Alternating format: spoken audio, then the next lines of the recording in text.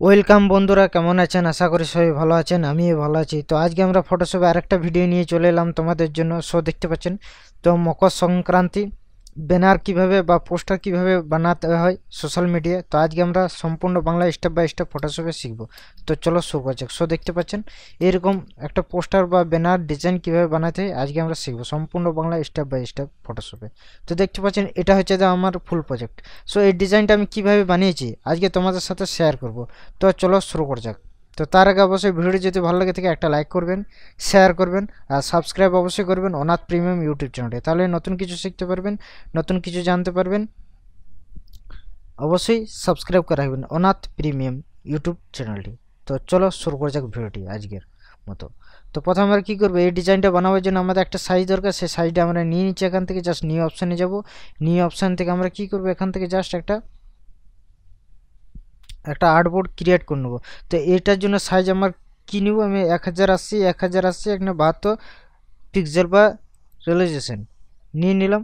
নেওয়ার পর এখান থেকে আমি কী করবো, এইখান থেকে একটা আমি শেপ বানিয়েছি। তো এখান থেকে এখানে একটা শেপ বানিয়ে নেবো। এখানে কীভাবে শেপ বানাবো, এখানে পেন টুল দিয়ে আমি শেপটা বানাবো। এখান থেকে জাস্ট আমি শেপটা বানিয়ে নিচ্ছি অলরেডি এখান থেকে। দেখতে পাচ্ছেন এখান থেকে এই পর্যন্ত আমি একটা গোল গোল রাউন্ডে একটা শেপ বানিয়ে নেব। ডান, ওকে। তো তো আমি একটা শেপ বানিয়ে নিলাম। এখান থেকে যে কোনো কালার XYZ আমি একটা দিয়ে দিলাম। আমি একটা দিয়ে দিলাম যে কোনো কালার। আর এই দিক থেকে একটা শেপ বানানো আছে। তো এই দিক থেকে আমি একটা শেপ বানিয়ে নিচ্ছি অলরেডি। তো এই দিক থেকে আমি একটা শেপ বানিয়ে নিচ্ছি অলরেডি।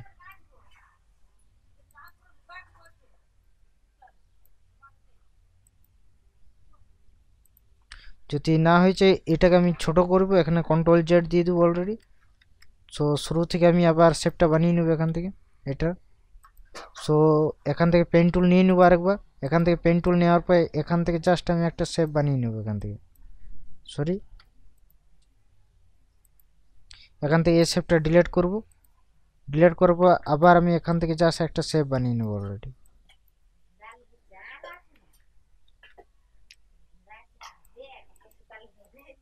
জাস্ট আমি এরকম একটা শেপ বানিয়ে নিলাম। দেখতে পাচ্ছেন। তো আমি জাস্ট এরকম পজিশনে Ctrl T দেওয়ার পর এটাকে জাস্ট এটা হালকা আমি ছোট করে দিলাম অলরেডি।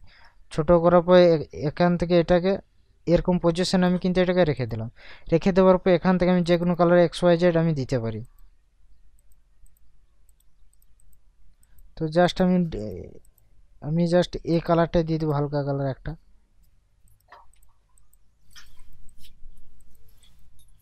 জাস্ট আমি এই কালারটা দিয়ে দিলাম। এই কালারটা দেওয়ার পর তারপর আমাদের নেক্সট স্টেপ কী হবে, এখান থেকে যে মকর সংক্রান্তি এটা লেখাটা লিখেছিলাম ইংলিশ টেক্সে। তো এখান থেকে এই লেখাটা আমি এখান থেকে আমি নিয়ে এইখানটার কাছে আমি চলে আসবো। Ctrl T দিয়ে দেবো। Ctrl T দেওয়ার পর এটা এরকম পজিশনে আমি রেখে দিলাম মিডিল পয়েন্টে। রাখার পর এখান থেকে আমি কি করব, জাস্ট এই যে বাংলা টেক্সটটা আছে, বাংলা টেক্সটটা এখান থেকে আমি এখান থেকে নিয়ে চলে এলাম অলরেডি। এখান থেকে এরকম পজিশনে Ctrl T দেওয়ার পর এখান থেকে এই পজিশনে আমি কিন্তু এটাকে রেখে দেবো অলরেডি। ডান, ওকে। তো রেখে দিলাম এখান থেকে এটাকে। তারপর আমরা কি করি, এখান যে কাইট আছে এখান জাস্ট আমি পিএনজিগুলো এখান থেকে জাস্ট পিএনজিগুলোকে নিয়ে চলে আসবো এখানে। এখানে Ctrl T দেবো, Ctrl Z দেবো, এখানে জাস্ট এগুলোকে আমি সবগুলোকে আমি সিলেক্ট করবো এখান থেকে পিএনজি Ctrl T দিয়ে উঠবো। এখান থেকে জাস্ট এরকম পজিশনে আমি কিন্তু এটাকে রেখে দেবো অলরেডি। জাস্ট এরকম হালকা ছোট বড় আমি এটাকে করতে পারি এখান থেকে। জাস্ট পারফেক্ট সাইজ অনুযায়ী এটাকে আমি বসিয়ে দেবো। ডান, ওকে। আর এখান থেকে আমি কি করব, এখান থেকে যে এটা আছে লাড্ডু লাড্ডু বলে একটা জিনিস আছে, এটা এখান থেকে এটাকে জাস্ট আমি মুভ করে এখানে আমি নিয়ে চলে আসবো। Ctrl T দেওয়ার পর এটাকে জাস্ট এরকম পজিশনে আমি এটার উপর বসিয়ে দেবো। বসিয়ে দেওয়ার পর এখান থেকে একটা জাস্ট আমাদের কী আছে, একটা একটা মেয়ে আছে ফিমেল। তো এটাকে আমি কি করবো, এখান থেকে জাস্ট আমি এটাকে এখান থেকে মুভ করে আমি কিন্তু এটাকে এখানে নিয়ে চলে আসবো অলরেডি। ডান, ওকে। এখান থেকে জাস্ট আমি নিয়ে চলে এলাম। Ctrl T দিয়ে দেবো। Ctrl T দেওয়ার পর এটা জাস্ট এরকম পজিশনে আমি কিন্তু এটাকে বসিয়ে দেবো। একটা পারফেক্ট সাইজ অনুযায়ী এটাকে বসিয়ে দিলাম। ডান, ওকে। বসিয়ে দেওয়ার পর এবারে আমাদের কি হবে, এখান থেকে জাস্ট একটা কি আছে, এখান থেকে আমাদের একটা ইমেজ অলরেডি আমার ডাউনলোড করা আছে। এখান থেকে ডট প্যাটার্ন আছে। ডট প্যাটার্নটা এখান থেকে জাস্ট আমি ডটের একটা ইমেজ অলরেডি ডাউনলোড করে রেখেছি। তো এখান থেকে জাস্ট আমি এটা কাস্টমাইজ করে নেবো এখান থেকে। আর এটা কি করে সবার নিচে আমি রেখে দেবো। এই ডট যেটা আছে একেবারে নিচে আমি রেখে দেবো, সবার নিচে। সো দেখতে পাচ্ছেন এ সাইডে ডট, এ সাইড ডট, এটা আমি ইমেজটা জাস্ট কাস্টমাইজ করে নেবো এখান থেকে, যাতে দু দিক থেকে আমার কিন্তু সমান্তরালভাবে আমাকে কিন্তু দেখায়। এখান থেকে এটা হয়ে গেছে। আর এখান থেকে আমি একটা সানসেট একটা ইমেজ অলরেডি ডাউনলোড করেছি, এখান থেকে জাস্ট মুভ করে এইখানটার কাছে আমি কিন্তু রেখে দেবো। সো এটা কন্ট্রোল টি দিয়ে দেবো, কন্ট্রোল টি দেওয়ার পর এটা জাস্ট মিডিল পয়েন্ট আমি এটাকে রেখে দেবো। সো ডান। ওকে, এখান থেকে আমি যদি কোনো ইমেজকে আমি যদি কালার চেঞ্জ করতে চাই এখান থেকে, তো এখান থেকে কালার চেঞ্জ করতে পারি, আমাদের কোনো অসুবিধা ছাড়া আমাদের কিন্তু কালার চেঞ্জ করতে পারি, যে কোনো কালার আমি দিতে পারি এটার মধ্যে। সো এটাকে যদি চাই আমি যে কোনো কালার আমি কিন্তু দিতে পারি, কোনো অসুবিধা ছাড়া আমি কিন্তু দিতে পারি, বা সেম কালারও আমি কিন্তু রাখতে পারি। সো ডান। ওকে, তো এটা আমাদের কিন্তু অলরেডি হয়ে গেছে। এখান থেকে আমি কী করব, সবগুলোকে সিলেক্ট করার জন্য আমি কী করব, কন্ট্রোল শিফট অল্ট ই, একটা ইমেজের মধ্যে চলে এলো। আর এখান থেকে কিছু আছে দেখিনি, এখান থেকে মধ্যে আমাদের আর কিচ্ছু করার নেই, এখান থেকে জাস্ট এটা আমাদের কিন্তু অলরেডি চলে এলো।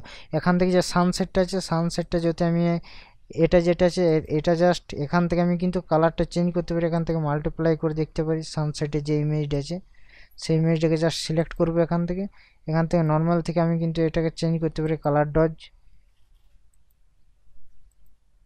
বা এখান থেকে সানসেটটা যেটা আছে মাল্টিপ্লাই থেকে এখান থেকে কালার ডজে করতে পারি, বা এখান থেকে নর্মালও রাখতে পারি। এখান থেকে জাস্ট আমি কি করবো, কালার ডজ করে দিলাম অলরেডি। সো ডান। ওকে, এখান থেকে আমি কি করবো, এখান থেকে এটা করার পর এটা ফিল্টার অপশান যাবো, ফিল্টার থেকে ক্যামেরা র ফিল্টার অপশানে চলে আসবো। চলে আসার পর এখান থেকে কী করবো, কালারটা একটু আমরা কাস্টমাইজ করে নেবো এখান থেকে। তো কীভাবে করবো, এখান জাস্ট বেসিক অপশানে চলে আসবো, বেসিক অপশান থেকে কন্টেস্টটা এটা হালকা এখান থেকে দেখবো কন্টেস্টটা বাড়ায় কী হচ্ছে কীরকম লাগছে, জাস্ট এটা যেমন আছে নর্মালি সেরকম রেখে দিলাম। এখানে যে হাইলাইটটা দেখবো, হাইলাইটটা বাড়ালে কী হবে আর কমালে কী হবে, এখানে জাস্ট এটা কমিয়ে দিচ্ছি। তাহলে এটা জাস্ট শ্যাডোটা যেটা আছে শ্যাডোটা হালকা এখান থেকে কী করবো, এখান থেকে জাস্ট প্লাস 9% করলাম।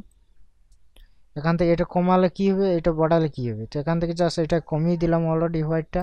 এখান থেকে ব্ল্যাক যেটা আছে ব্ল্যাকটা হালকা এখান থেকে আমি এটাকে কী করবো, এখান থেকে এটা হালকা কমিয়ে দিলাম অলরেডি, এখান থেকে +7 করে দিলাম এটাকে। টেক্সচার যেটা আছে টেক্সচার, এটা লেখার টেক্সচারগুলো আছে এখন জাস্ট ক্রিয়েট রিয়েলিস্টিকভাবে ক্লিয়ার লাগবে, এখানে জাস্ট এটা কী করবো, ক্লিয়ারিটি বাড়িয়ে দিলাম। এখান থেকে ডেউজাটা হালকা এখান থেকে আমি বাড়িয়ে দিলাম এটাকে। এখান থেকে ভাইব্রেন্স যেটা আছে ভাইব্রেন্স বাড়িয়ে দিলাম। এখানে স্যাচুরেশন যেটা আছে স্যাচুরেশনটা হালকা এখান থেকে আমি বাড়িয়ে দিলাম। বাড়ানোর পরে এখান থেকে আমরা কী করবো, ডিটেলসে দেখবো, ডিটেলসে যে নয়েজে চলে এলাম, এখান থেকে এর কালার নয়েজে চলে আসবে, এখানে শার্পেনিং করে দিলাম শার্প। এখান থেকে এফেক্টে চলে এলাম, এফেক্টে থেকে গ্রেনে হালকা এটা বাড়িয়ে দেবো। এখান থেকে ভ্যাগনেটিসিটি এটা যেটা আছে এটা জাস্ট এটা হালকা এখান থেকে এটা আমি বাড়িয়ে দেবো এখান থেকে। সো ডান। ওকে, ওকে, সো আমার ডিজাইন কিন্তু পুরোপুরি কমপ্লিট হয়ে গেছে। সো দেখতে পাচ্ছেন বিফোর অ্যান্ড আফটার। সো আমি দেখাবো বিফোর অ্যান্ড আফটার ডিজাইনটা। সো দেখতে পাচ্ছেন বিফোর অ্যান্ড আফটার।